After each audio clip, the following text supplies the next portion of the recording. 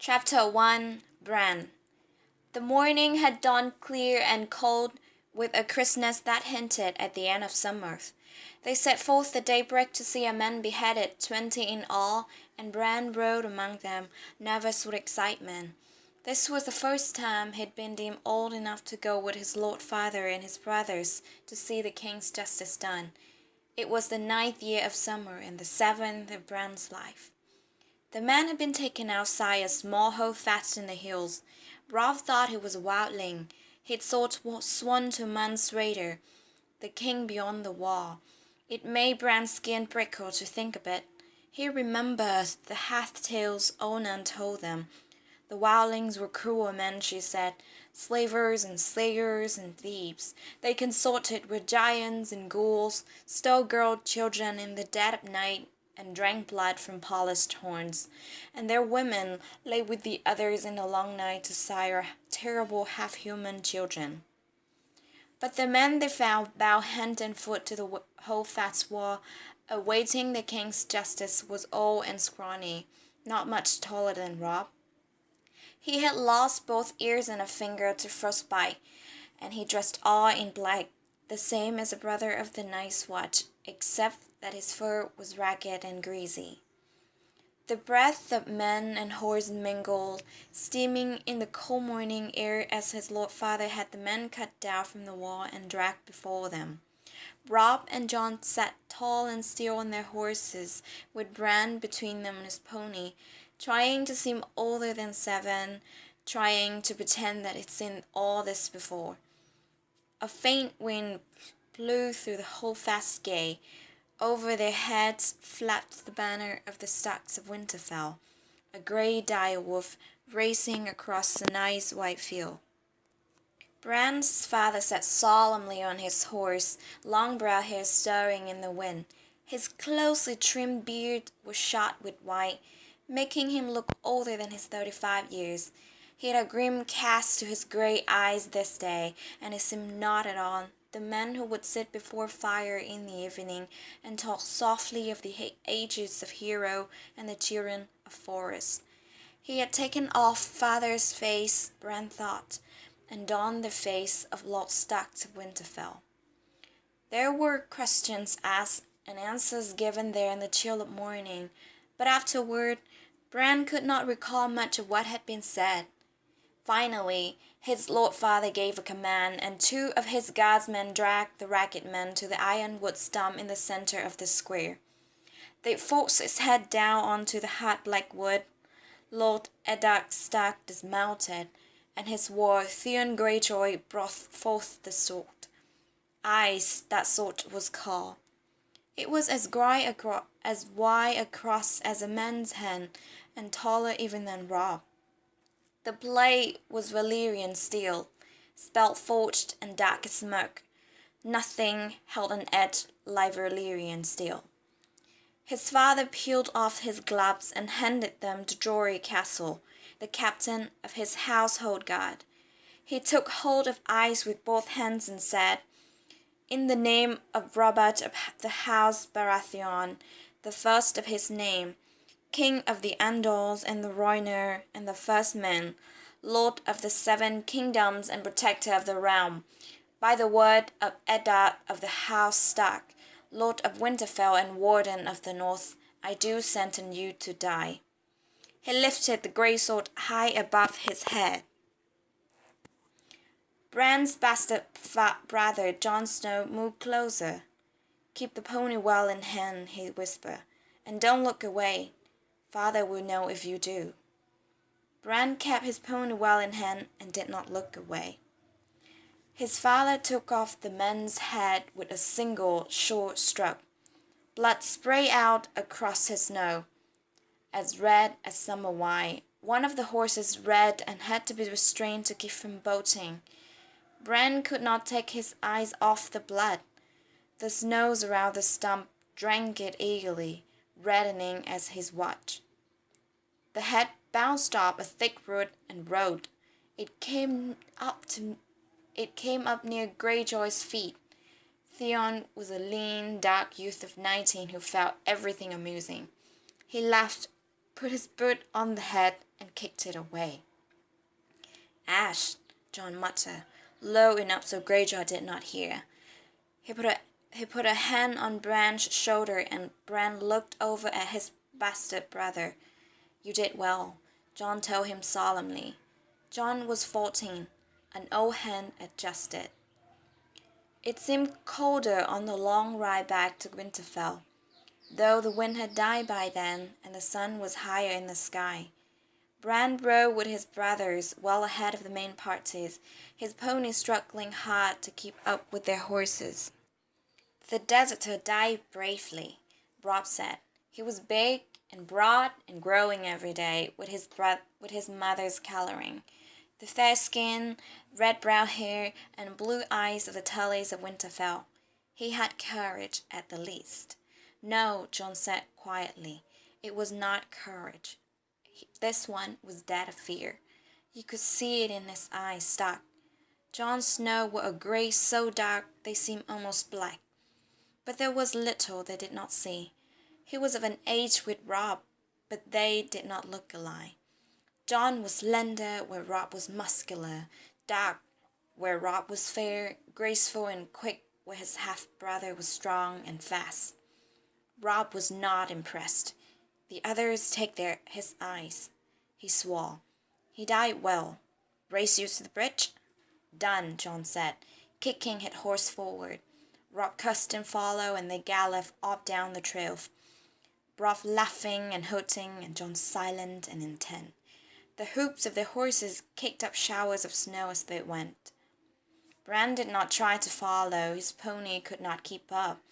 He had seen the ragged men's eyes, and he was thinking of them now.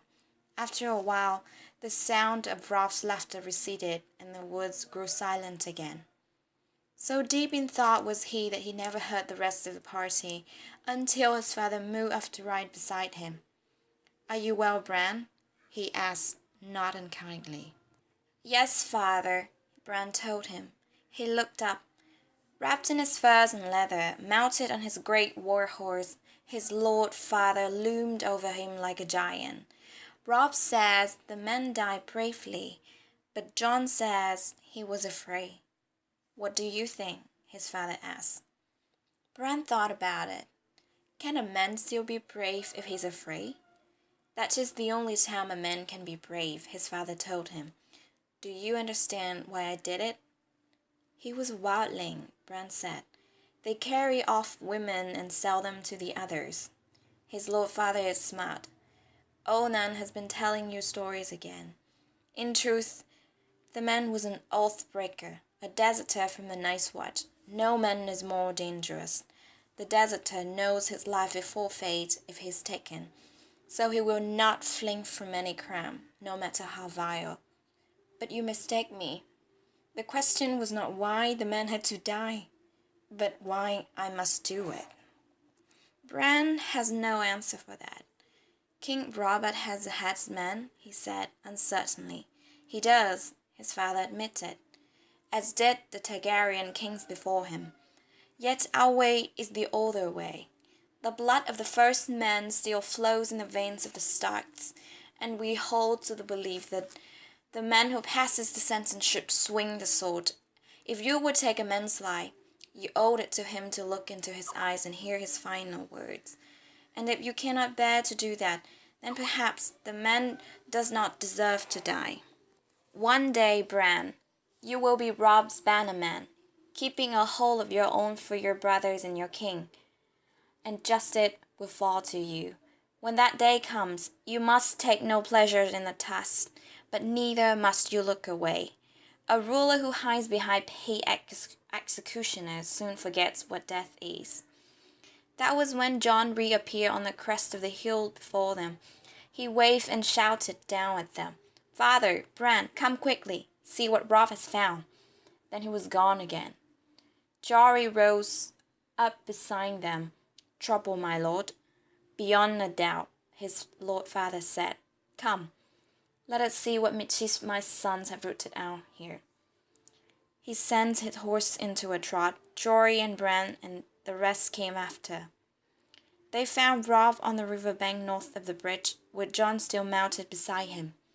The late summer snow had been heavy this moonturn. Rob stood knee-deep in white, his hood pulled back so the sun shone in his hair. He was cradling something in his arm, while the boys talked in hushed, excited voice. The riders picked their way carefully through the drift, groping for solid footing on the hidden, uneven ground. Jory Castle and Theon Greyjoy were the first to reach the boys. Greyjoy was laughing and joking as he rode. Bran heard the breath go out of him. "Goss!" he exclaimed, struggling to keep control of his horse as he reached for his sword. Jory's sword was already out. "Robb, get away from it!" he called as his horse reared under him. Robb grinned and looked up from the bundle in his arms. "She can't hurt you," he said. "She's dead, Jory." Bran was afire with curiosity by then. He would have spurred the pony faster, but his father made them dismount beside the bridge and approach on foot. Bran jumped off and ran. By then, Jon, Jory, and Theon Greyjoy had all dismounted as well. "What in the seven hells is it?" Greyjoy was saying. "A wolf," Robb told him. "A freak," Greyjoy said. "Look at the signs of it." Bran's heart was thumping in his chest as he pushed through a waist-high drift to his brother's side. Half buried in blood-stained snow, a huge dark shape slumped in death. Eyes had formed in its shaggy grey fur, and the faint smell of corruption clung to it like a woman's perfume. Bran's glimpsed blind eyes crawling with maggots, a wide mouth full of yellow teeth. But it was the size of it that made him gasp. It was bigger than his pony, twice the size of the largest hound in his father's kennel. "It's no freak," Jon said calmly. "That's the dire wolf. They grow larger than the other kind."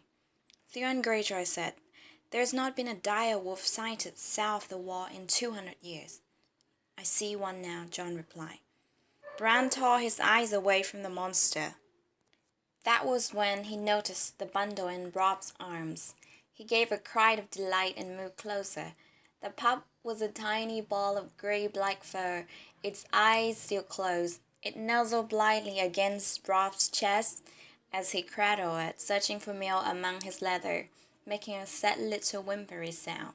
Bran reached down hesitantly. "Go on," Robb told him. "You can touch him." Bran gave the pup a quick, nervous stroke, then turned as Jon said, "Here you go." His half-brother put a second pup into his arms.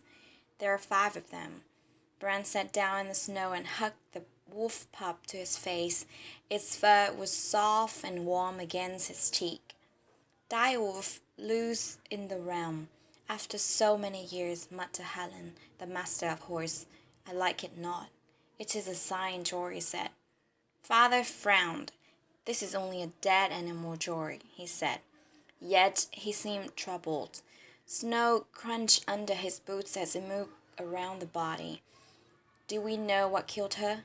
"There's something in the throat," Robb told him, proud to have found the answer before his father even asked. "There, just under the jaw." His father knelt and groped under the beast's head with his hand. He gave a yank and held it up for all to see. A foot of Shatter's antler, ties snapped off, all wet with blood. A sudden silence descended over the party. The men looked at the antler uneasily, and no one dared to speak. Even Bran could sense their fear, though he did not understand. His father tossed the antler to the side and cleansed his hand in the snow. "I'm surprised she lived long enough to whelp," he said. His voice broke the spell. "Maybe she didn't," Jory said. "I've heard tales. Maybe the bitch was already dead when the pups came." "Born with the dead," another man put it. "Worse luck." "No matter," said Helen. "They be dead soon enough too." Bran gave a wordless cry of dismay. "The sooner the better," Theon Greyjoy agreed. He drew his sword. "Give the beast here, Bran." The little thing squirmed against him as if it heard and understood. "No!" Bran cried out fiercely. "It's mine." "Put away your sword, Greyjoy," Robb said. For a moment he sounded as commanding as their father, like the lord he would someday be. We will keep these pups. You cannot do that, boy, said Howin, who was Helen's son. It'd be a mercy to kill them, Helen said. Bran looked to his lord father for rescue, but got only a frown, a furrowed brow. Helen speaks truly, son. Better a swift death than a hard one from cold and starvation. No! He could feel tears welling up in his eyes, and he looked away. He did not want to cry in front of his fathers. Robb resisted stubbornly. Sir Roderick's red bitch wept against last week, he said. It was a small litter, only 2 live pups. She'll have milk enough. She'll rip them apart when they try to nurse. Lord Stark, Jon said. It was strange to hear him call father that, so formal. Bran looked at him with desperate hope. There are 5 pups, he told father. 3 male, 2 female. What of it, Jon? You have 5 true-born children, Jon said. 3 sons, 2 daughters. The direwolf is the sigil of your house. Your children were meant to have them, my lord. Bran saw his father's face change, saw the other men exchange glances. He loved Jon with all his heart at that moment.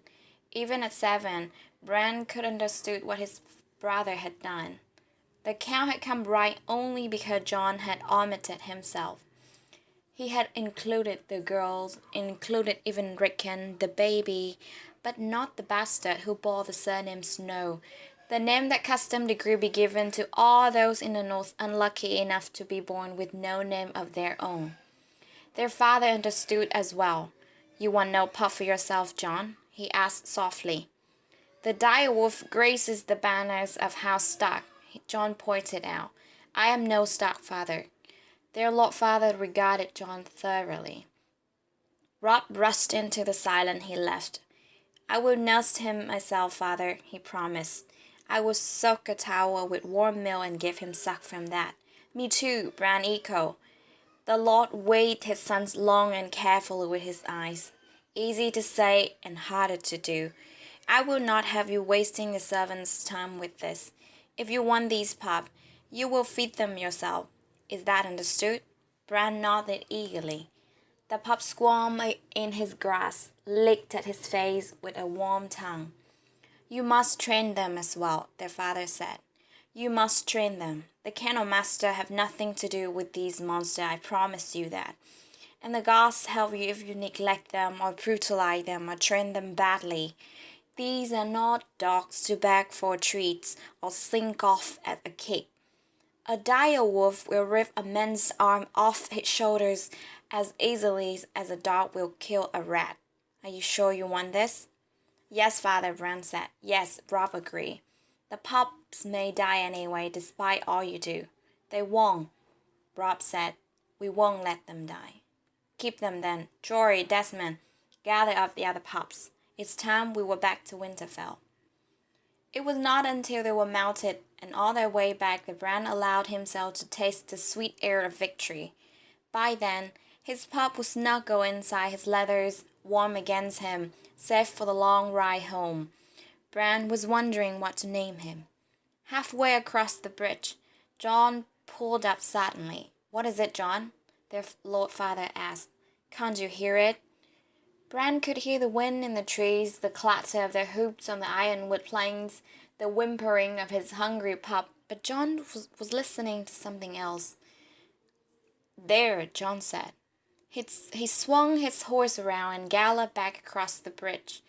They watched him dismount where the direwolf lay dead in the snow, watched him kneel. A moment later, he was riding back to them, smiling. He must have crawled away from the others, Jon said, or been driven away, their father said, looking at the sick pup. His fur was white, where the rest of the litter was gray. His eyes were as red as the blood of the ragged man who died that morning. Bran thought it curious that this pup alone would have opened his eyes while the others were still blind. An albino, Theon Greyjoy said with wry amusement. This one would die even faster than the others. Jon Snow gave his father word a long, chilling look. I think not, Greyjoy, he said. This one belonged to me.